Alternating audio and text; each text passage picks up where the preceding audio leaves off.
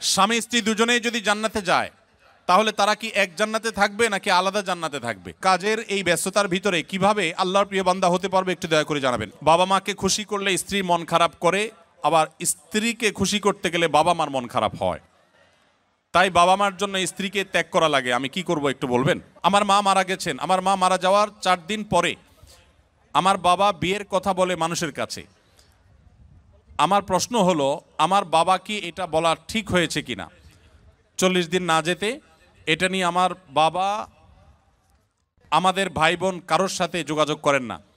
দক্ষিণ কোরিয়াতে মদ পান করা অনেকটা পানি পান করার মতো সহজ। আমরা অনেকেই এখানে শুকরের মাংস থেকে ঠিকই বেঁচে থাকলেও মদ অনেক সহজেই তেমনটা গুরুত্ব না দিয়েই খেয়ে থাকি। এত কষ্ট করে হালাল উপার্জন করেও মদ পানের মাধ্যমে আমরা নিজেদের উপার্জন ধ্বংস করছি এবং আখিরাতকে কতটা ক্ষতি করলাম। এখানে কোরিয়াতে বেশ কিছু চকলেটের উপাদানের জায়গা লেখা থাকে সাসুগি বা থাক্কুগি, যার অর্থ গরু বা মুরগি, অথবা চকলেটগুলো সফট মিল্ক ফ্লেভারের চকলেট। আদৌ পিওর গরু বা চিকেন আছে কি না তা বোঝা যায় না, থাকলেও হালাল কিনা আমরা সেটা জানি না। এমন নুডলসও আছে। এরকম চকলেট বা নুডলস খাওয়া আমাদের জন্য হালাল হবে কি না? সময়ের অভাবে জুমার নামাজ 2 রাকাত পড়লে নামাজ হবে কিনা? এরপরে প্রশ্ন হলো, আপনাকে আল্লাহর জন্য অনেক ভালোবাসি। আমার প্রশ্ন, আমার কাজের এই ব্যস্ততার ভিতরে কিভাবে আল্লাহর প্রিয় বান্দা হতে পারবে একটু দয়া করে জানাবেন। আল্লাহর প্রিয় বান্দা হওয়ার জন্য 5 ওয়াক্ত নামাজ ঠিকমতো সুন্দর করে সমত আদায় করবেন, চোখের জেনা থেকে বেঁচে থাকবেন, মাদক সহ সকল হারাম থেকে বেঁচে থাকবেন, এবং এই পরিবেশে ভালো মানুষদের, দিনদার আলেমোলামা মুত্তাকি পরেজগারদের সাথে থাকবেন, তাদের সাথে উঠা বসা করবেন এবং দাওয়াত দেওয়ার মানসিকতা, ইসলাম প্রচারের মানসিকতা রাখবেন। সবসময় আল্লাহর জিকিরে এবং আল্লাহর স্মরণে মাশগুল থাকবেন। ইনশাআল্লাহ আপনি আল্লাহর প্রিয় বান্দা হতে পারবেন। কোরিয়ার মধ্যে আমরা কিভাবে দৃষ্টিকে নত রাখবো এবং নিজের ইমানকে বাঁচিয়ে রাখবো এই সম্পর্কে কিছু বলবেন। ইমান বাঁচিয়ে রাখার জন্য ইতিমধ্যে আমরা কয়েকটি পরামর্শ দিয়েছি, যে পরামর্শগুলো আমল করলে বা সেগুলো লক্ষ্য করলে ইনশাআল্লাহ আপনি ইমান বাঁচিয়ে রাখতে পারবেন। সেই সাথে আমি একটু প্লাস করি, প্রতিকূল পরিবেশে নজর হেফাজত করা খুব কঠিন। আপনারা জানেন এখানে মেয়েরা চলাফেরার ক্ষেত্রে ইসলামী লাইফস্টাইল তারা মেনটেন করে না, খুব স্বাভাবিকভাবে সঙ্গত কারণেই আমাদের জন্য এই পরিবেশে চোখের হেফাজত করা কঠিন হয়। মনে রাখবেন, নবী করিম সাল্লাল্লাহু আলাইহি সাল্লাম বলেছেন, জেনাল আইনি আন নজর। আমাদের অনেক মুসলিম ভাইরা আছেন এখানে যারা হয়তো জানেনও না যে নবী সাল্লাল্লাহু আলাইহি সাল্লাম বলেছেন মানুষ কিন্তু চোখ দিয়েও জেনা করে। আর চোখের জেনা হলো চোখ দিয়ে সে এমন কিছু দেখলো যেটা দেখা তার জন্য অ্যালাউড না, পারমিটেড না। একজন নারী তিনি যদি বেপর্দা থাকেন, তিনি যদি অশ্লীল বা খোলামেলা পোশাকে চলাফেরা করেন, আপনি আপনার দৃষ্টিকে সংযত রাখবেন।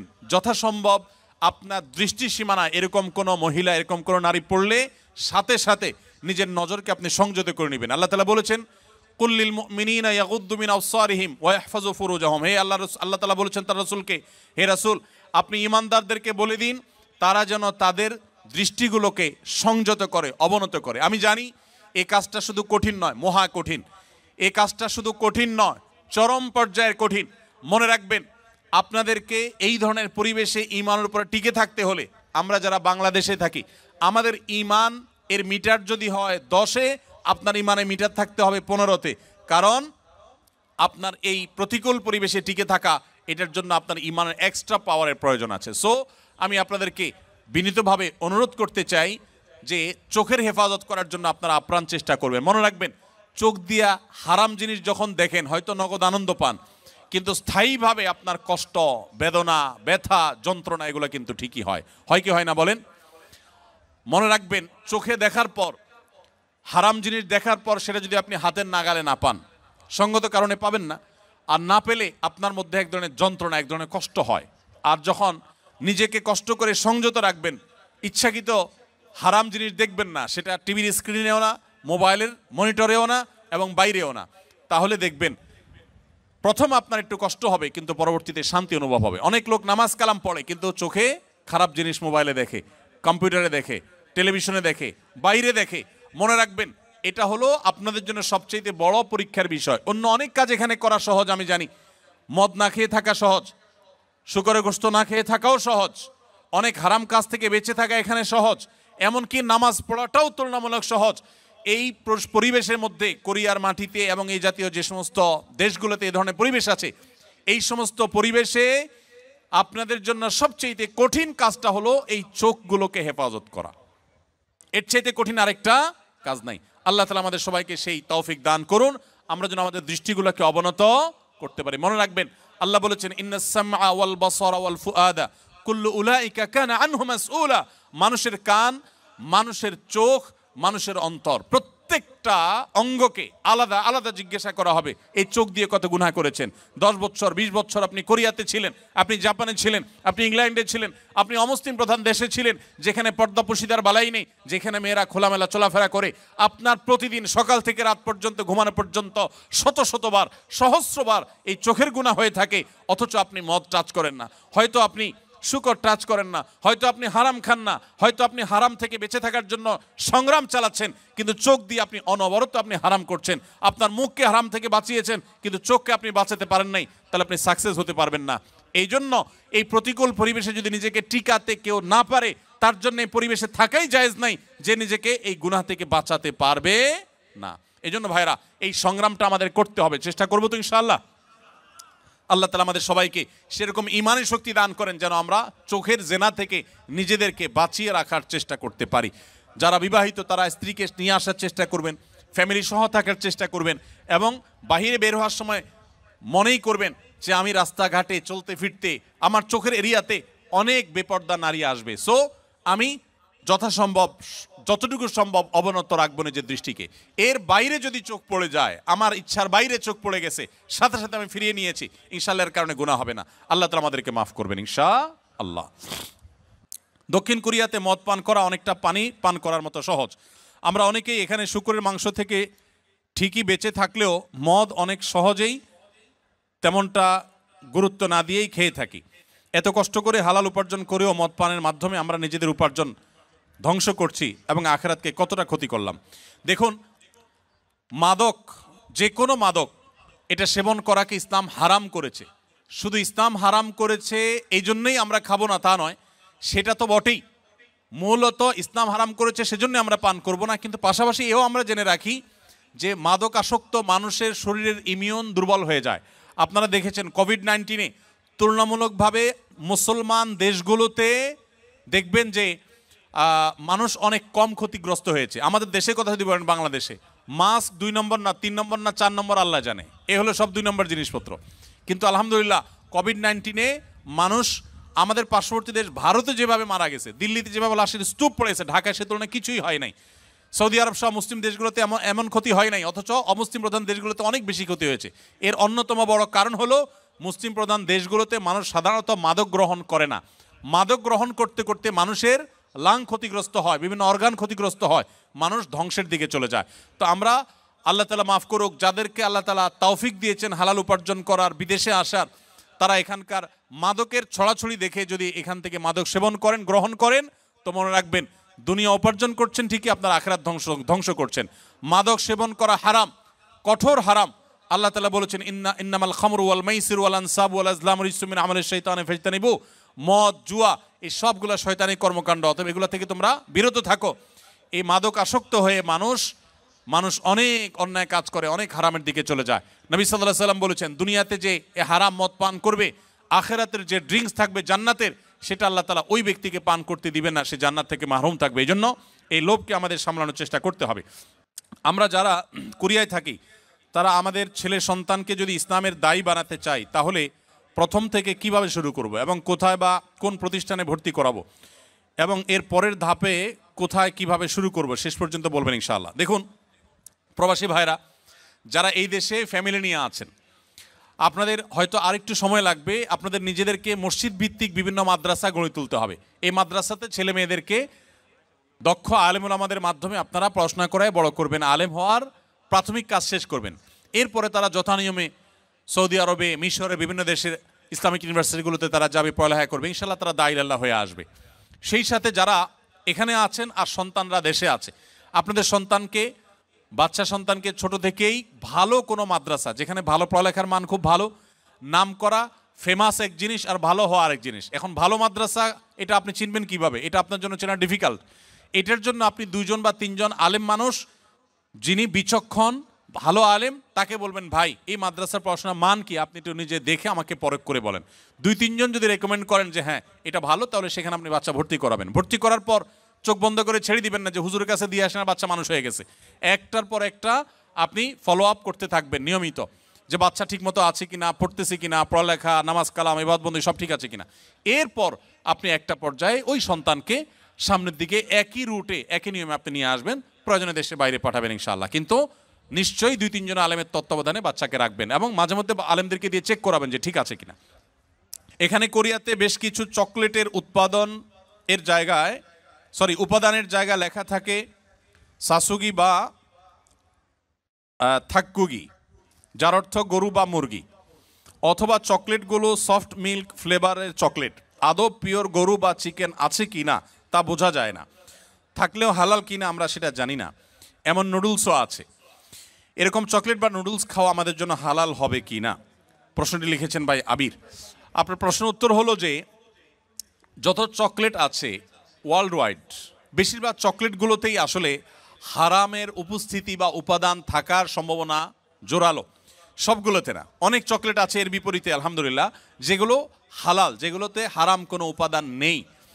এই বিষয়টা পৃথিবীর অন্য অনেক দেশে নিরূপণ করা সহজ, আপনাদের কোরিয়াতে একটু কঠিন। আপনি জাপানে গেলেও দেখবেন যে বিভিন্ন বাজারে, বিভিন্ন সুপার মার্কেটে, বিভিন্ন মার্টে, সুপার মলে, শপিং মলে আপনি দেখবেন যে চকলেট হোক, যে কোনো ফুড হোক, সেখানে স্ক্যান করে চেক করা যায় এটা হালাল কি হারাম, এখানকার উপাদান কি, সব ডিটেল জানা যায়। এবং হালাল সার্টিফিকেশন প্রতিষ্ঠানগুলো খুবই স্ট্রং সেসব দেশে, যার কারণে হালাল সার্টিফিকেশনের উপরে নির্ভর করা যায়। আপনাদের এখানে এখনও সেটা হয় নাই, তবে আলহামদুলিল্লাহ যেভাবে দিন দিন আমাদের প্রবাসী বাংলাদেশি ভাইরা বাড়ছেন, পাকিস্তানি, আরাবিয়ান, অন্যান্য দেশি ভাইরাও দিন দিন আসছেন, আশা করা যায় অচিরেই ইনশাআল্লাহ কোরিয়াতেও হালাল সার্টিফিকেশনের অথরিটি এরকম গড়ে উঠবে, তখন আপনাদের জন্য সহজ হবে। আপাতত যারা এখানে আছেন আমি তাদেরকে বলবো আপনি এটার উপাদানের মধ্যে সন্দেহপূর্ণ কোনো কিছু থাকলে সেটাকে অ্যাভয়েড করবেন। মনে রাখবেন সন্দেহপূর্ণ বিষয়কে অ্যাভয়েড করাটা খুবই জরুরি একটা বিষয়। যেটা আপনি নিশ্চিত হালাল জানবেন শুধু সেটাই গ্রহণ করবেন, আর যেটাকে সন্দেহ মনে হবে সেটা আপনি অ্যাভয়েড করে চলবেন। চকলেট না খেলে কি আমরা মারা যাব ভাই? কি বলেন? চকলেট না খেলে কি খুব বেশি অসুবিধা হবে আমাদের? অতএব আমরা যথাসম্ভব সন্দেহপূর্ণ খাবার অ্যাভয়েড করে চলবো, তাহলে ইনশাআল্লাহ হারাম থেকে বেঁচে থাকা সহজ হবে। তাবিজ পরা শিরক, কিন্তু কোনো সমস্যার কারণে তাবিজ পড়ে সমাধান যদি হয়, তাবিজ ফেলে দিলে যদি সমস্যা হয়, তাহলে আমি কি করব? দেখুন, তাবিজের ব্যবহার সম্পর্কে আমরা বলেছি। তাবিজের মধ্যে যদি শিরকি কোনো কিছু থাকে সেটা শিরক হওয়ার ব্যাপারে কারোর কোনো দ্বিমত নেই। আর তাবিজের মধ্যে যদি শুধু কোরআনের আয়াত লেখা থাকে, শিরকপূর্ণ কোনো কিছু না থাকে, সেটাকে অনেক উলামা ইকরাম জায়েজ বলেছেন। কিন্তু সুন্নাহ যে না, অর্থাৎ তাবিজ ব্যবহার করা যে নবী সাল্লাল্লাহু আলাইহি সাল্লামের আদর্শ সুন্নাহ না, এই ব্যাপারে কোনো আলেমের দ্বিমত করবার কোনো সুযোগ নেই। তিনি কখন তাবিজ ব্যবহার করেনও নাই, কাউকে দেনও নাই, কাউকে দিয়ে লেখাও দেন নাই। তবে তিনি করেছেন ঝাড়ফুঁক করেছেন, বিভিন্ন আয়াত, বিভিন্ন সূরা, দোয়া পড়ে ফু দিয়েছেন, এটা তিনি করেছেন। তো এই ব্যাপারে কোনো সন্দেহ নেই। এবার আসুন, আপনি তাবিজ ব্যবহার করার পর আপনার সুস্থ থাকেন ধরা যাক, আবার খুলে ফেললে আপনি অসুস্থ হয়ে যান, তাহলে আপনি কি করবেন? উত্তর হলো, আপনি সুস্থ থাকেন বা অসুস্থ হন, তাবিজে কাজ করুক বা না করুক, যেটা সুন্নাহ না সেটা আপনি করবেন না। অনেকে আছেন অনেক শিরকি কাজ করেন, শিরকি কাজ করলে তিনি ভালো থাকেন, আবার শিরকি কাজ না করলে তিনি অসুস্থ হয়ে যান। তাদেরকে আমরা বলতে চাই, আপনার সুস্থ অসুস্থতার সাথে বিষয়টা সম্পৃক্ত না, এটা ইমানের বিষয়। শয়তান অনেক সময় আমাদের উপর অনেক প্রভাব বিস্তার করে আমাদের ইমান নষ্ট করার চেষ্টা করে। আপনার বরং এই সমস্ত ক্ষেত্রে ছুঁড়ে ফেলে দিয়ে আল্লাহর প্রতি ইমান আনতে হবে। আপনার ক্ষতি হোক, কষ্ট হোক, সেটাকে মেনে নিতে হবে, এটা আপনার ইমানের টেস্ট। অতএব এক্ষেত্রে কোনোভাবেই বিফল হওয়া যাবে না। দাওয়াত দেওয়ার উদ্দেশ্যে কোরিয়ান ভাষা শিখলে সওয়াব হবে কিনা? শুধু সওয়াব হবে? এটা অনেক বড় ইবাদতের বিষয়, অনেক বেশি সওয়াবের বিষয় হবে যদি কেউ দাওয়াতের নিয়তে কোরিয়ান ভাষা শিখেন। যে আমি ভাষাটা শিখলাম, এই ভাষা দিয়ে আমার সুপারভাইজারকে, বিভিন্ন ব্যক্তিকে ইসলামের সৌন্দর্য, ইসলামের বিউটিগুলো আমি তাদের সামনে তুলে ধরবো ইনশাআল্লাহ। এই নিয়তে যদি আপনি শিখেন তাহলে আরো বেশি সওয়াব পাবেন ইনশাআল্লাহ তাআলা। দারিদ্রতা একজন মুসলমানের জন্য অভিশাপ কিনা? আমাদের সমাজে আমাদের নবী সাল্লাল্লাহু আলাইহি সাল্লাম খেয়ে না খেয়ে দিন কাটিয়েছেন, কিন্তু দারিদ্রতা বরকত না থাকা আমাদের সমাজে অভিশাপ বলা হয়। প্রশ্নটি গুছিয়ে উপস্থাপন করতে পারলাম না। দেখুন, দারিদ্র এটা কোনো অভিশাপ নয়, আবার ধনী হওয়াটাও কোনো নেয়ামতের বিষয় নয়, এটা ভ্যারি করে। অনেকে ধনী হয়ে জান্নাতে জাহান্নামে যাবে, আবার অনেকে গরিব হয়েও জান্নাতে যাবে। আপনি কি করছেন সেটা হলো বিষয়। অনেক সম্পদ আছে, আপনি সে সম্পদের অপব্যবহার করেছেন, অন্যায়ভাবে সম্পদ উপার্জন করেছেন, তাহলে আপনার জাহান্নামের যাত্রা আপনি নিশ্চিত করেছেন। আবার যদি কেউ গরিব, সে হারামের দিকে যায় নাই, এই জন্য সে গরিব থেকেছে, তাহলে গরিব থাকার কারণে সে বরং জান্নাতে যাবে ইনশাআল্লাহ তাআলা। এজন্য জান্নাত এটা গরিবদের ঠিকানা বা জাহান্নাম ধনীদের ঠিকানা বা উল্টা এরকম কোনো কথা নেই। জান্নাত জাহান্নাম নির্ভর করে মানুষের আমলের উপরে। আপনি ধনী কি গরিব সেটা বিষয় নয়, সম্পদ কিভাবে কামাই করছেন, কোথায় খরচ করেছেন, এটা হলো জান্নাত বা জাহান্নামে যাওয়ার মূল বিষয়। আমাদের প্রবাসীদের জন্য বাংলাদেশে একটা প্রবাসী মাদ্রাসা স্থাপন করার অনুরোধ এবং জোর দাবি জানাচ্ছি। মাশাআল্লাহ, সুন্দর অনুরোধ। প্রবাসী ভাইদের বাচ্চা কাচ্চা নিয়ে অনেক বেশি আপনারা পেরেশান থাকেন, আমরা জানি। আলহামদুলিল্লাহ অনেকেই এটা উদ্যোগ নিয়েছেন এবং সন্দেহাতীতভাবে এটা প্রশংসনীয় কাজ হবে যে প্রবাসীদের বাচ্চাদের জন্য আলাদা একটা মাদ্রাসা দেওয়া যাক। কিন্তু সেক্ষেত্রে যেটা সমস্যা হবে যে প্রবাসীদের বাচ্চারা স্থানীয় যাদের বাবা মা দেশে আছেন তাদের বাচ্চাদের সাথে যদি মিশতে না পারে, তাহলে সেক্ষেত্রে আলাদা নতুন নতুন সমস্যা তৈরি হতে পারে। ধরুন একটা মাদ্রাসা বা একটা স্কুলের সমস্ত স্টুডেন্টই বাপ দেশে নেই, তো বাপ দেশে না থাকার কারণে যাদের বাবা মা দেশে আছেন তাদের সাথে মেশার যে প্রয়োজনীয়তা আছে, তাদের মেশার মাধ্যমে অনেক ভালো কিছু অর্জন হতে পারে। এই জায়গাটাতে একটা গ্যাপ তৈরি হওয়ার আশঙ্কা আছে। তারপরেও সেই গ্যাপ তৈরি না হয় সেরকম কোনো পদ্ধতি অবলম্বন করে কেউ বা কারা করতে পারে। আমরা আমাদের আসন্না ফাউন্ডেশনের যে মাদ্রাসা আছে সেখানে বিশেষ করে প্রবাসী যারা আছেন তাদের বাচ্চা কাচ্চা যদি ভর্তি পরীক্ষায় তারা টিকে যায়, আমরা তাদেরকে বিশেষ গুরুত্বের সাথে ভর্তি করায় থাকি আলহামদুলিল্লাহ। আপনারা যারা নিজেরা প্রবাসে আছেন আর সন্তান দেশে আছেন, আপনাদেরকে আমি বলতে চাই, প্রবাসীদের জন্য মাদ্রাসা হোক বা না হোক, এটাতে ভালো দিক থাকুক বা না থাকুক, আপনাদের দীর্ঘদিন পর্যন্ত এভাবে প্রবাসে পড়ে থাকা ঠিক না, এটা ভালো করে জেনে রাখবেন।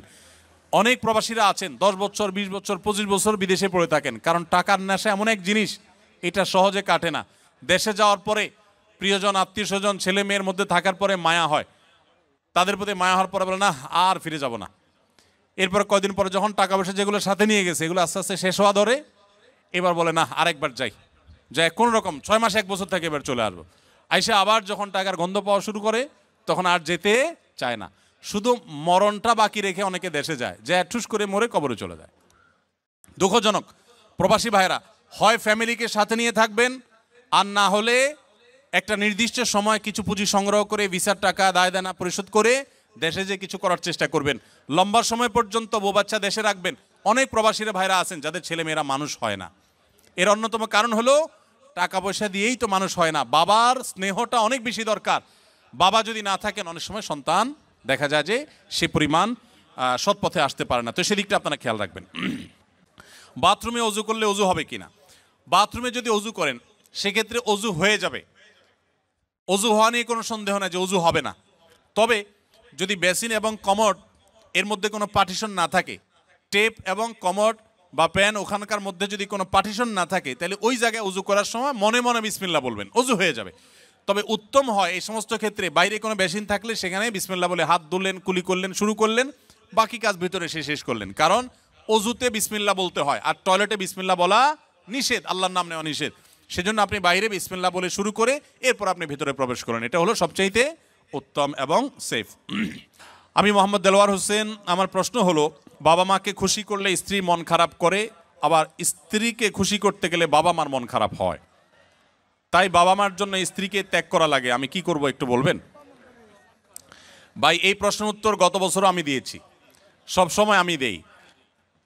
আপনাদেরকে যারা এখানে বিবাহিত আছেন বিদেশে আছেন, আপনারা যে কি পরিমাণ প্যারায় আছেন এটা দেশের অন্য কোনো মানুষ না বুঝলেও আমি খুব ভালো করে বুঝি। আমাদের আজহারি ভাই খুব ভালো করে বুঝবেন, কারণ আমরা দুজনই, উনি এখনও প্রবাসে আছেন আর আমি 10 বছর সৌদি আরবে প্রবাস জীবন কাটিয়ে আসছি। ভাইরা আমার, এর উত্তর খুবই সহজে আমি দিচ্ছি। মনে রাখবেন, যারা প্রবাসে আছেন অথবা দেশেই আছেন, বিয়ে করার পরে দেখা যায় বউরে খুশি করতে গেলে মা না খোশ, আবার মারে খুশি করতে গেলে বউ না খোশ। আপনাদের এই পরিস্থিতি থেকে বের হওয়ার জন্য কিছুটা ডিপ্লোম্যাটিক আচরণ করতে হবে, কূটনৈতিক আচরণ করতে হবে। যারা বিভিন্ন দেশে ডিপ্লোম্যাট হিসেবে থাকেন তাদের দেখবেন কথাবার্তার ভিতরে প্রচুর ফাঁক ফোকর থাকে, তারা হাতে রেখে কথা বলে। বেশিরভাগ ক্ষেত্রে এই পারিবারিক অশান্তিগুলো দূর করার মূল সমাধানটা হলো বুদ্ধিমত্তা। এর ভিতরে প্রথম যে কাজটা আপনাকে করতে হবে তা হলো, এই ডিপ্লোম্যাটিক আচরণেরও আগে যে কাজটি করতে হবে তা হলো, বেশি শেয়ানামি না করে, বেশি চালাকি না করে একটু বোকাশোকা থাকার চেষ্টা করবেন। পারিবারিক অশান্তি দূর করার সবচেয়ে সহজ এবং সবচেয়ে শর্টকাট সমাধান হলো যে একটু বেকুব বেকুব ভাব ধরে থাকবেন। জিনিসটাকে একটু ব্যাখ্যা করে বলবো। আচ্ছা, ধরেন আপনার স্ত্রী এসে আপনার মার নামে এক গাদা বদনামি করছে, তোমার মা এটা বলছে, তোমার মা ওইটা বলছে, উনি কি এটা বলতে পারে, এটা বুড়া মানুষ কিভাবে এই কথা বললো, তোমার ভাই এটা বলছে, তোমার বোনও এটা করছে, দুনিয়ার বিচার দিল বউয়ে। তখন আপনি একজন সভ্য স্বামীর মতো, ভদ্র স্বামীর মতো মনোযোগ দিয়ে সব কথা শুনবেন। অনেক স্বামী আছে বেকুবের মতো বউয়ের কথা শোনে না, বলে বুঝছি তুমি কি বলবা, হয়েছে থামো। না, খবরদার, ফুল কথা বলতে দিবেন, তার যত জেদ আছে সব ঝাড়তে দিবেন, 2-4-5 মিনিট যা লাগে বলে সে যখন হাঁপায় উঠবে বলবে যখন, কি ব্যাপার তুমি কিছু বলো না কেন। এবার আপনি তখন ফ্লোর নিয়ে এবার আপনি তাকে বলবেন যে দেখো তুমি যা বলছো আমি তো বুঝতেছি আমার রাগে সব পশম দাঁড়ায় গেছে, দেখো তোমার কষ্টে তো আমার ভেতরটা জ্বলে পড়ে ছাই হয়ে যাচ্ছে, দেখো যেভাবে বলা দরকার বলে তাকে আগে এটা কনভিন্স করবেন যে আমি তোমাকে ইগনোর করছি না, তোমার সমস্ত কথাগুলো ক্যাচ করেছি এবং তোমার ব্যথা আমি ব্যথিত। এরপরে এবার বলবেন দেখো যদি মা না হতো, যদি নিজের ছোট ভাই বোন এদেরকে যদি পিটায় মেরে ফেলা জায়েজ হইতো, বা এদেরকে যদি বড় ভাই আমার উল্টাপাল্টা করতেছে, বড় ভাই কিছু বলতে পারতেছি না, আল্লাহ রসুল বড়দেরকে সম্মান করতে বলছেন, যদি সেটা না করা লাগতো তো আজকে এসপার কি ওসপার আমি করে ছেড়ে দিতাম। এরকম 2-4টা কথা যখন বলবেন, বউ দেখবেন তার যে গিয়ারে ছিল সেখান থেকে একদম হাফ গিয়ারে চলে আসছে, এখনো কিছুটা থাকবে। এরপরে আপনাকে সে যেটা বলবে সে হলো, আপনার এসব লেকচার শোনার পর সে আপনার ব্যাপারে একটা কমেন্ট করবে। সে কমেন্টটা হলো যে আমার স্বামী লোকটা আসলে, মনে মনে হয়তো বলবে বা অন্য কাউকে বলবে যে লোকটা আসলে ভালো কিন্তু বেকুব, সে একটু শক্ত হইলে এগুলার সব সাইজ করে ফেলতো, কিন্তু বোকা শোকা মানুষ, এই জন্য সে সাহস নাই, বেকুব, তুমি কি পুরুষ হইলা, এসব বলবে। তো বললে তখন একদম বেকুব সেকুব থাকে। বাইরে বহুত পণ্ডিতি করেন কিন্তু বাসায় পণ্ডিতি করে না, সব জায়গায় পণ্ডিতি করতে যায় না, এখানে খুব বোকা শোকা থাকবেন। বুঝতে পারছে কথা? এবার আসেন মায়ের পার্ট। মা যদি আইসা বলে এই শুনে দিকে তোর সাথে কথা আছে, বলবেন মা কি বলবা বলো। এবার মাকে যদি বলেন যে বাবা তোর বউ এই বলছে, এই করছে, সে কি এটা করতে পারে, কত বড় সাহস, তোর গলায় দড়ি দিয়ে মরা উচিত। মা যদি এসব কথা বলে, মাকে একইভাবে বলবেন মা আল্লাহ নবী সাল্লাল্লাহু সাল্লাম কোনোদিন স্ত্রীদের গায়ে হাত তোলেন নাই, ইসলামে যদি বউ পিটানোর নির্দেশ থাকতো তো আজকে ঠ্যাং উপরের দিক বাইন্দে আমি পিটাইতাম। আমার হাতটা শুধু বাইন্দে রাখছে ইসলাম। আল্লাহ রসুল কোনোদিন স্ত্রীদের গায়ে হাত তুলেন না, না হলে মা এত বড় সাহস, এরকম কথা সে বলতে পারে। যা কি বলছে না বলছে সেটা পরে, আপনি বিচার বিশ্লেষণ না করতে গিয়ে উপস্থিত ওই জায়গাতে সামাল দেওয়ার চেষ্টা করবেন। কথা কি বুঝতে পারছেন? আপনার এই আচরণ শোনার পর আপনার মা কি বলবে জানেন? মাও ঠিক ওই বউয়ের মতোই বলবে আমার ছেলেটা আসলেই মানুষ ভালো, সমস্যা হলো আমার পোলাটা না বোকা, একদম বেকুব, এই জন্য সেই তো বউয়ের কাছেও বেকুব থাকলেন, মায়ের কাছেও, কিন্তু আপনাকে কেউ দোষী সাব্যস্ত করবে না। আর যদি পণ্ডিতি করে বউরে বলতে চান ঠিক আছে আমি দেখতেছি, থামো তুমি, মা কিভাবে এসব কথা বলে, এরপর যা বলে মা কই আসো তুমি এদিকে আসো, এবার বসে মার সাথে আলাপ শুরু করলেন, ওখানে বাঁধবে একটা ইউক্রেন রাশিয়া যুদ্ধ, বিশাল কাণ্ড হয়ে যাবে। ওই কাণ্ড করার পর বউয়ের কাছে আইসা যদি মনে করেন যে বউয়ের জন্য মার সাথে ঝগড়া করছি, বউ মনে খুশি হবে, জীবনও খুশি হবে না, জীবনও খুশি হবে না। যতই করেন বউরে খুশি করতে পারবেন না, কোনো একটা প্যাঁচ বাঁধবেই এবং কোনো একটা ফাঁক বের করবে। আর মা তো নাখোশ হইছেই। আবার মায়ের হয়ে যদি বলেন এই তুমি কত বড় সাহস, আমার বোনরে কি করলা, ভাইরে কি করলা, মারে কি করলা, দেখবেন আরেক যুদ্ধ বাড়ছে। এই জন্য এগুলোর খুব বেশি পণ্ডিতি না করে যথাসম্ভব একটু কূটনৈতিক আচরণ করে, একটু চালাকি করে, একটু বোকা সেজে সমাধান করার চেষ্টা করবেন। আবার সব সময় এই পলিসি অবলম্বন করবেন না। এখন মুশকিল হলো শিখাই দিলে মহিলারাও এগুলো শুনে ওয়াজ, তারাও শিখা যায়। এবার মহিলারা ঘরে গেলে বলে যে না এই পলিসি তো আগে থেকে জানা, তুমি বোকা সাজতেছ, তখন আপনি একেবারে মানে সিরিয়াস বোকা, শুধু ওই মুহূর্তের জন্য, সবসময়ের জন্য বোকা। আসলে ঘরে যারা যত বেশি বোকা থাকে তারা তত বেশি সুখে থাকে। বোকাদের সাংসারিক জীবনে তারা সুখে থাকে, আর শেয়ানা পাবলিকগুলো সব দৌড়ের উপরে থাকে। এই জন্য বাহিরে ব্যবসা বাণিজ্যের দোষে শেয়ানামি করেন, পাকনামি করেন, কিন্তু ঘরে বেশি পাকনামি করতে আইসেন না। এটা মুরব্বী মানার চেষ্টা করেন। তবে হ্যাঁ, কিছু কিছু ক্ষেত্রে আপনাকে তো স্ট্রংও হতে হবে। আমি এই কথা বলছি এর মানে এই না যে আপনার স্ত্রীর প্রতি আপনার মা বোন জুলুম করবে আর আপনি সবসময় শুধু নাটক করে যাবেন না, তাদেরকেও বিনয়ের সাথে তাদের অন্যায় থেকে আগে বিচার বিশ্লেষণ করবেন, তারা অন্যায় করছে কিনা, বাধা দিবেন। আবার স্ত্রী যদি ভুল করে তাকেও অন্যায়ের থেকে বাধা দিবেন। প্রয়োজনে আপনি ইসলামী শরিয়ার নীতিমালা আলোকে শাসনও করবেন, কিন্তু মূল পলিসি হবে ওই যে বেকুব বেকুব ভান বা বেকুব বেকুব আপনার নিজেকে হিসাবে উপস্থাপন করার চেষ্টা করবেন। এটা অনেক সহজ একটা উপায়। একটা ছোট ভিডিও ক্লিপে দেখলাম যে আপনি মদ খাওয়ার পর নেশাগ্রস্ত না হলে নামাজ পড়া যায়, এরকম কথা বলেছেন। এ সম্পর্কে জানতে চাই বক্তব্যটা সঠিক কিনা। দেখুন, আমাদের এরকম একটা বক্তব্য কিছুটা অস্পষ্ট ছিল, সেখান থেকে অনেকের ভুল বুঝাবুঝি তৈরি হয়েছে। আমরা সাথে সাথে তার পাল্টা বক্তব্য কিন্তু দিয়েছি যখনই জানতে পেরেছি। বিষয়টা আমি ক্লিয়ার করি। বিষয়টা হলো, কেউ যদি মাদক সেবন করে, মাদক সেবন করার পর তার নামাজ মাফ কিনা, এ হলো প্রশ্ন। এই প্রশ্নের উত্তর হলো, মাদক সেবন করলে তার নামাজ মাফ হওয়ার তো প্রশ্নই ওঠে না, কারণ মাদক সেবন করা কি হালাল না হারাম? হারাম। অতএব হারাম কাজ করার পরে শরীয়তের কোনো ছাড় তো পাওয়ার প্রশ্নই নেই। তবে এই প্রশ্ন যিনি করেছেন তার মনে অন্য একটা কারণে প্রশ্ন উদ্রেক হচ্ছে। সেটা হলো, আপনারা জানেন কেউ মাদক আসক্ত হয়ে নেশাগ্রস্ত হলে 40 দিন পর্যন্ত তার ইবাদত কবুল হয় না, হাদিসে আছে। তো হয়তো চিন্তা করছেন যে ইবাদত করে কবুল হবে না, ওটা করে লাভ কি? তো এর উত্তর হলো, আপনার দায়িত্ব আপনাকে পালন করতে হবে। অনেক বাবা তার সন্তানকে বলেন, তুই এই কাজ করলে তুই আমার সন্তান আমার বাসায় আসবি না। এর মানে এই না যে সন্তান যায় বার্থ সার্টিফিকেটে বাবার নাম চেঞ্জ করে ফেলে। এর মানে হলো সন্তানকে ধমক দেওয়া, তাকে সতর্ক করা। তো আল্লাহ রাব্বুল আলামিন কবুল করুন বা না করুন, আপনার দায়িত্ব আপনাকে পালন করতে হবে, সেজন্য আপনি নামাজ পড়বেন। এখন প্রশ্ন হলো, মাদক আসক্ত ব্যক্তি মাদক সেবন করে নামাজ পড়লে কিভাবে নামাজ পড়বে? মাদক পান করা হারাম, সেবন করা হারাম, ভয়াবহ গুনাহ। এরপরে যদি আল্লাহর কোনো বান্দা তিনি নামাজের ওয়াক্ত হয় এবং তার সেন্স থাকে, অবশ্যই তিনি নামাজ পড়বেন। যদি নেশাগ্রস্ত হন তাহলে নেশা কাটার পরে পড়বেন, আর যদি নেশাগ্রস্ত না হন তাহলে ওই অবস্থায় পড়বেন। তবে মাদক সেবন করে নামাজ পড়লে ওযু করে নিয়ে তারপর তিনি নামাজ পড়বেন। আমার কথার খোলাসা, যদি কেউ এটা বুঝে যে মাদক সেবন করাটা কোনো দোষের কিছু না, তাহলে এটা দুর্ভাগ্য ছাড়া কিছু না। এটা বোঝার তো কোনো মানেই নেই। মাদক সেবন করা হারাম, এ ব্যাপারে কোনো আলেমের কোনো দ্বিমত নেই, কোনো সাধারণ মানুষ হচ্ছে জানে না এমন না, সবাই জানে। অতএব মাদককে আমরা ঘৃণা করি, এটা আমরা পান করি না। তবে যদি কেউ করে, নামাজ পড়তে হলে ওযু করে পবিত্র হয়ে তারপর সে নামাজ পড়বে। আর নেশাগ্রস্ত থাকলে নেশা কাটার পরে সে নামাজ পড়বে, এবং ভবিষ্যতে আর মাদক সেবন না করার জন্য তাকে প্রতিজ্ঞাবদ্ধ হতে হবে। এরপরের প্রশ্ন, আমার মা মারা গেছেন, আমার মা মারা যাওয়ার 4 দিন পরে আমার বাবা বিয়ের কথা বলে মানুষের কাছে। আমার প্রশ্ন হলো, আমার বাবা কি এটা বলা ঠিক হয়েছে কিনা 40 দিন না যেতে? এটা নিয়ে আমার বাবা আমাদের ভাই বোন কারোর সাথে যোগাযোগ করেন না।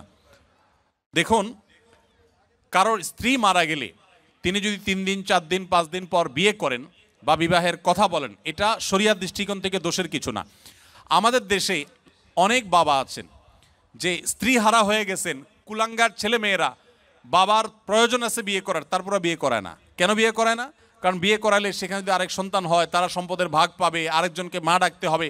এর চাইতে অমানুষ সন্তান আরেকটা হতে পারে না।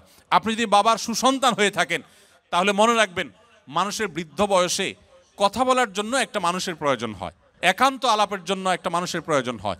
তখন আপনি আপনার বাবাকে দেখে শুনে যদি ভালো একজন স্ত্রী জীবন সঙ্গিনীর ব্যবস্থা করে দেন, বিয়ের উদ্যোগ নেন, আপনি আসলে সুসন্তান এবং বাবার মতো দায়িত্বশীল। আমাদের দেশে বেশিরভাগ সন্তানরাই, বেশিরভাগ ছেলেমেয়েরাই বাবা মার দ্বিতীয় বিয়ে হোক, বাবার দ্বিতীয় বিয়ে, মায়ের, এমনকি মাও যদি বাবা হারা হন, অর্থাৎ স্বামী হারা হন, অর্থাৎ আপনার বাবাকে হারিয়ে ফেলেন, তাহলে তাকেও আপনার চেষ্টা করা উচিত যে কোনো না কোনোভাবে যদি তার বিবাহের প্রয়োজন হয়, সন্তানরা উচিত তাকে বুঝিয়ে, মায়েরা সাধারণত বিবাহ বসতে চায় না, তার প্রয়োজন থাকলে তারও বিবাহ দেওয়ার উদ্যোগ নেওয়া উচিত। আর বাবার ক্ষেত্রে সন্তানরা অনেক বেশি অ্যাগ্রেসিভ থাকে, বিবাহ দিতে চায় না, তো এটা উচিত না। 3 দিন 4 দিন পরে বিয়ে করা যাবে না এমন কোনো কথা নেই। তবে হ্যাঁ, দৃষ্টিকটু হয়, দেখতে অসুন্দর দেখা যায়, আপনার একেবারে চোখে পড়ার মতো এখনো মৃত মানুষের মৃত্যুর পরের যে ইয়েটা বেদনাবদের পরিবেশ, সেটাই এখনো যায় নাই, এখনই বিয়ের আলাপ করছে, সেটা তো অবশ্যই দৃষ্টিকটু, সেটা যেন না হয় সেটা খেয়াল রাখা দরকার। তবে মৌলিকভাবে এটা কোনো দোষী বিষয় না যে স্ত্রী মারা যাওয়ার পরপরই সে বিয়ের কথা বলেছে। 40 দিন পরে বিয়ে করতে হবে এমন কোনো কথা না। তবে হ্যাঁ, মেয়েদের বেলায় স্বামী মারা যাওয়ার পর 4 মাস 10 দিন পর তাকে অন্যত্র বিয়ে বসতে হবে। মেয়েদের বেলায় এটা কেন? এর অনেক কারণ আছে। এর ভিতরে প্রধান কারণ হলো, মেয়েদের গর্ভে তার আগের স্বামী যিনি মারা গেলেন তার সন্তান আছে কি নেই, এটি পরখ করবার জন্য একটা সময় পর্যন্ত তাকে ওয়েট করতে হয়। ছেলেদের বেলায় কিন্তু এটা নেই, যার কারণে ছেলেরা আগে বিয়ে করতে চাইলে সেটা জায়েজ আছে। এখানে ছেলে এবং মেয়ের মধ্যে ইসলাম আপনার বৈষম্য করেছে, কারোর প্রতি জুলুম করেছে, ব্যাপারটা সেরকম কিন্তু না। কোরিয়াতে আমাদের অনেক সময় কোরিয়ান খাবার খেতে হয়, তারা একই পাত্রে শূকর রান্না করে খায়। আমার প্রশ্ন হচ্ছে, আমরা কি সেই পাত্রে রান্না করে খাবার খেতে পারবো কিনা? কোনো পাত্রে যদি শূকর রান্না করা হয়, এরপরে সে পাত্রটা ধুয়ে সম্পূর্ণ পরিষ্কার করে, তার কোনো আলামত নাই, নতুন করে সেখানে ধুয়ে পরিচ্ছন্ন করে ভালো তেল দিয়ে যদি হালাল খাবার রান্না করা হয়, সেই খাবার খাওয়া জায়েজ আছে, এটা হারাম না। যদি পাত্র ধুয়ে পরিষ্কার করে রান্না করা, আর যদি না ধোয়া হয় ওই পাত্রেই আবার রান্না করা হয়, তাহলে আবার কি হবে না? খাওয়া জায়েজ হবে না। ইসলামে লটারি টানা হারাম, তাহলে আমরা 90% লোক কোরিয়াতে লটারির মাধ্যমে আসছি, আমাদের কোরিয়াতে ইনকাম করা হারাম হয়ে গেল তাহলে? না ভাই, এই প্রশ্নটির উত্তর বোঝার আগে আমাদেরকে জানতে হবে লটারি, সব লটারি কি হারাম কিনা। উত্তর হলো না, সব লটারি হারাম না।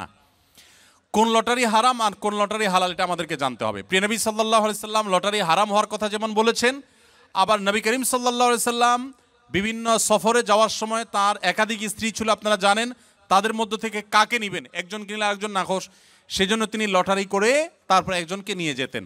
তার নবী সাল্লাল্লাহু আলাইহি সাল্লাম লটারি করা নিষেধ এটা যেমন বলেছেন, আবার লটারির অপশনও রেখেছেন। তাহলে কোনটা হালাল আর কোনটা হারাম? এর উত্তর হলো, দেখুন, যেখানে আপনি ইনভেস্ট করবেন, 10 টাকা দিয়ে একটা লটারির কার্ড কিনেছেন, বা 20 টাকা 50 টাকা এনি অ্যামাউন্ট, এটা দিয়ে আপনি একটা কার্ড কিনেছেন, এরপরে অপেক্ষা করছেন লটারি কখন হবে। লটারি হলো, মিলে গেছে, আপনি 10 টাকায় 40 লাখ টাকা পাইলেন, আপনি 50 টাকায় 5,000 টাকা পাইলেন। এইভাবে যে লটারি হয়ে থাকে এটা হলো জুয়া, এটা পরিষ্কার হারাম। আল্লাহ সুবহানাহু ওয়া তাআলা বলেছেন যে ইন্নাল খামরা ওয়াল মাইসিরা ওয়াল আনসাবা ওয়াল আজলাম রিজসুম মিন আমালিশ শাইতান ফাজতানিবুহু, এটা হারাম। কিন্তু যদি এমন হয় যে কোনো পেমেন্টের ব্যাপার নাই, ধরুন আপনি কোনো একটা জায়গায় কাজ করা নিয়ে ডিসিশনহীনতায় ভুগছেন, যে 5 জন আছে, 5 জনের যে কোনো 3 জনকে নেবেন, 5 জন একই যোগ্যতা সম্পন্ন, তখন লটারি করে যে কোনো 3 জনকে নিলেন, তো এইটা হারাম না, এই লটারি হারাম না। আমরা অনেক সময় দেখা যায় প্রশ্ন করবার জন্য এক একজনকে এক একটা প্রশ্ন করব, কিন্তু কাকে কোনটা করব, কে বলবে আমারটা সহজ আমারটা কঠিন হয়ে গেছে, সেজন্য লটারি করে আমরা প্রশ্ন তুলি, যার যেটা ভাগে আসে তাকে সেটা আমরা করি। তো এই লটারি হারাম না।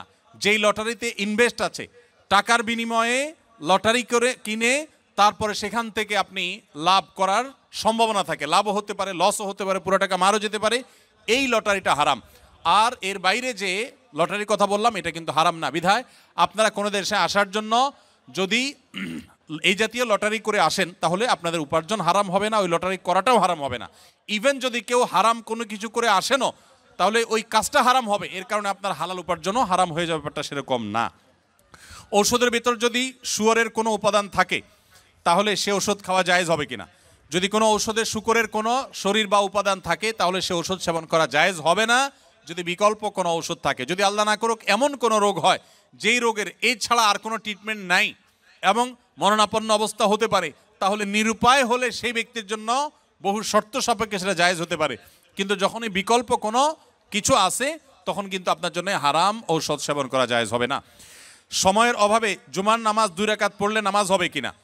আপনারা যারা প্রবাসে আছেন, অনেকে এমন পরিবেশে আছেন যে খুব বেশি সময় পান না, তাহলে চট করে জুমার নামাজ 2 রাকাত আদায় করেছেন, শুধু জুমার ফরজ 2 রাকাত আদায় করেছেন, আগে পরে সুন্নত পড়েন নাই, এটা জায়েজ হতে পারে নিরুপায় ব্যক্তির জন্য, কিন্তু এটাকে নিয়মিত সিস্টেম বানিয়ে ফেলানোর মতো কাজ করা উচিত না। হ্যাঁ, যদি এমন হয় যে আপনার আসলে কিছুই করার নাই, বাধ্য হয়ে অনেকটা নিরুপায় হয়ে আপনাকে এটা করতে হয়, তাহলে আপনি শুধু 2 রাকাত পড়লেও ওয়াক্তের ফরজ আদায় করেছেন, এটুকু তো অবশ্যই বলা যাবে। আর সুন্নতগুলো আগে পরে ফাঁক ফকর দিয়ে হইলেও পড়ার চেষ্টা করা দরকার, কিন্তু কোনো কারণে যদি পড়তে না পারেন তারপর আপনি জুমার নামাজ পড়েছেন, এটা বলা যাবে ইনশাআল্লাহ। এরপরে প্রশ্ন হলো, সুন্নি মুসলমান ও শিয়া মুসলমান সম্পর্কে জানতে চাই, এ ধরনের মুসলমানদের সম্পর্কে মৌলিক ধারণা পেতে চাই। দেখুন, সুন্নি হলেন কোরআন এবং নবী করিম সাল্লাল্লাহু আলাইহি সাল্লামের সমস্ত হাদিসগুলো, বিশুদ্ধ সূত্রে বর্ণিত সমস্ত হাদিসগুলোকে যারা মানে, নবী সাল্লাল্লাহু আলাইহি সাল্লাম এবং তার সকল সাহাবী, তার পরিবারবর্গ সবাইকে যারা মানে, এদেরকে বলা হয় সুন্নি। গোটা পৃথিবীতে বেশিরভাগ মুসলমানই সুন্নি, আমরা সবাই সুন্নি আলহামদুলিল্লাহ। বেশিরভাগ বাংলাদেশি, বেশিরভাগ পাকিস্তানি, ভারতীয়, সাবকন্টিনেন্ট, আরব, পৃথিবীতে বেশিরভাগ মানুষই আলহামদুলিল্লাহ সুন্নি মুসলমান। এবং সুন্নি মুসলমানদের বৈশিষ্ট্য হলো তারা কোরআনকে এবং সুন্নাহকে অনুসরণ করে, সুন্নাহ অনুসরণ করার জন্য সুন্নি বলা হয়। আর শিয়া হলো সেই সমস্ত মানুষেরা যারা আল্লাহকে মানে নবী সাল্লাল্লাহু আলাইহি সাল্লামের নবুয়তকেও মানে, যদিও তাদের একটা গ্রুপ নবী সাল্লাল্লাহু আলাইহি সাল্লামের নবুয়ত নিয়েও সন্দেহ করে।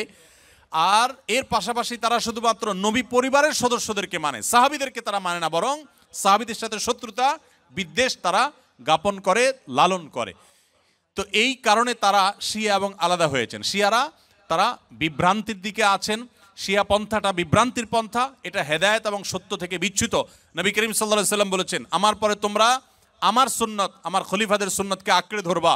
নবীর সুন্নত এবং আদর্শ যদি কেউ আঁকড়ে না ধরে, সাহাবীদের যদি আদর্শকে কেউ যদি ইগনোর করে, সে কখনো ভালো মুসলমান হতে পারে না। এজন্য আমাদেরকে সতর্ক থাকতে হবে এবং ভালো মুসলমান হতে হলে অবশ্যই কোরআন এবং সুন্নাহ উভয়টাকে অনুসরণ করতে হবে। শিয়াদের মধ্যে কিছু কিছু গ্রুপ আছে যারা বিভ্রান্ত, পরিপূর্ণ ইসলাম থেকে তারা বাহির হয়নি। আবার দুই একটা গ্রুপ আছে তারা আম্মাজান আয়েশার চরিত্রে কালিমা লেপন করে, কোরআনের আয়াত নিয়ে সন্দেহ করে, নবী সাল্লাল্লাহু আলাইহি সাল্লামের রিসালাত নিয়ে সন্দেহ করে তারা ইসলামের গণ্ডি থেকে খারিজ হয়ে গেছেন। আল্লাহ তাআলা আমাদেরকে কোরআন এবং সুন্নাহ উভয়টার অনুসরণ করার তৌফিক দিয়েছেন। আমরা আলে বাইতকে, রাসূলুল্লাহ সাল্লাল্লাহু আলাইহি ওয়াসাল্লামের পরিবারকেও ভালোবাসি, আবার তার সাহাবীদেরকেও ভালোবাসি। আমরা এখানে কোনো বিভক্ত করি না, তারা বিভক্তি করেছে, এ হলো তাদের সাথে আমাদের পার্থক্যের জায়গা। স্বামী স্ত্রী দুজনেই যদি জান্নাতে যায়, তাহলে তারা কি এক জান্নাতে থাকবে নাকি আলাদা জান্নাতে থাকবে? স্বামী স্ত্রী দুজনে যদি জান্নাতে যায়, দুজনকে দুই জান্নাতে দিলে তারা সুখে থাকবে না এক জান্নাত দিলে সুখে থাকবে? কি বলেন? আপনারা যারা বিবাহ করেছেন, স্বামী স্ত্রী দুজনেই আল্লাহ চাহেন তো জান্নাতে দিলেন, দুজনকে আল্লাহ তাআলা দুই জান্নাতে রাখলেন, তো আপনারা কি মানসিকভাবে সুখে থাকবেন? তাহলে কিভাবে এটা প্রশ্ন আসতে পারে বা কিভাবে এই প্রশ্ন উঠতে পারে? মনে রাখবেন, স্বামী স্ত্রী উভয়ে যদি জান্নাতে যান, আল্লাহ তাআলা উভয়কে একসঙ্গে রাখবেন। শুধু তা নয়, জান্নাতে যে হুররা থাকবেন, এই হুরদের সবার নেতৃত্বে থাকবেন তার স্ত্রী। এখন আপনি বলবেন যে অনেক মহিলা আমাদের কাছে প্রশ্ন করে লিখে দেয়। একবার এক মহিলা লিখেছিলেন যে ভাই, এমন একটা আমল শিখিয়ে দেন যে আমলটা করলে আমার স্বামী জান্নাতে আর যা পাক হুর অন্তত পাবে না। তো আমি উত্তরে বলেছি, দেখুন বোন, দুনিয়াতে যেরকম সতীনের প্রতি একটা দুঃখ, কষ্ট, জেদ, ক্ষোভ এটা থাকে, পৃথিবীর সব মেয়েদেরই থাকে। আল্লাহ এভাবে সৃষ্টি করেছেন, কেউ আসলে শেয়ার করতে চায় না, স্বাভাবিক। তবে জান্নাতে মানসিকতাটা এরকম থাকবে না। আল্লাহ তাআলা বলেছেন, ওয়ানাযা'না মা ফি সুদুরিহিম মিন গিল, জান্নাতে অন্তরের যত হিংসা, হাসাদ এগুলো সব আল্লাহ তাআলা বের করে দিবেন, রিফাইন্ড হয়ে যাবে। আপনার এখন মনে হচ্ছে যে আমি কিভাবে এটা সহ্য করব, সেখানে আপনার কাছে এটা কোনো বিষয় মনে হবে না। আর মনে রাখবেন, মূল স্ত্রীর মর্যাদা আপনার থাকবে, তাদের সেই মর্যাদা থাকবে না। যাই হোক, তো জান্নাতের এবং দুনিয়ার বিষয়টা সম্পূর্ণ ভিন্ন ভাই। আমরা অনেকে জান্নাতকে দুনিয়ার সাথে তুলনা করি। এক লোক, তিনি ধূমপান করেন, তিনি বলেন যে ভাই, জান্নাতে তো যা চাবে আল্লাহ তাই দিবে, তো আমি তো বিড়ি ছাড়া থাকতে পারি না, জান্নাতে কি আল্লাহর কাছে এটা চাইলে আল্লাহ দেবে কিনা? তো আমার উত্তর হলো, আপনার এই যে বিড়ি বা ধূমপান করার যে, সিগারেট পান করার যে আপনার বদভ্যাস আছে, এই কুরুচি জান্নাতে থাকবে না ইনশাআল্লাহ। আপনার এই কুরুচিটাই কি হয়ে যাবে?